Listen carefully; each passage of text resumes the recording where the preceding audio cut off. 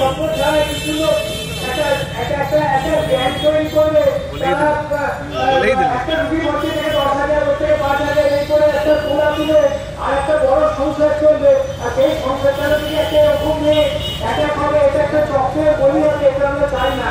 আমরা বিভিন্ন জিনিস থেকে আবরণগুলো তুলতে চাই, শুধু একটা আজকের আবরণ তুললে হবে না, আমাদের আগামী দিনে অনেক কিছুর আবরণ তুলতে হবে। আমাদের চারপাশে প্রচুর জিনিস আবরণে ঢেকে থাকছে, সব স্বচ্ছ করতে হবে।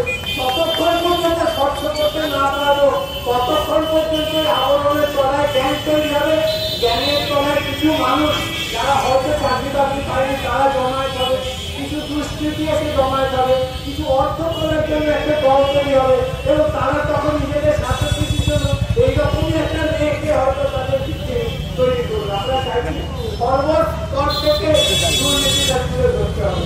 আর এইটা যেহেতু এই মুহূর্তে সবচেয়ে বড় বিষয়, আমরা অনেক দেরিতে নেমেছি, সারা ভারত জেনে করেছে, সেই তুলনায় আমরা দেরিতে নেমেছি, কিন্তু আমাদের গলা নাড়ার জন্য কম নয়, আমাদের গলা নাড়ার জন্য একটুও কম নয়।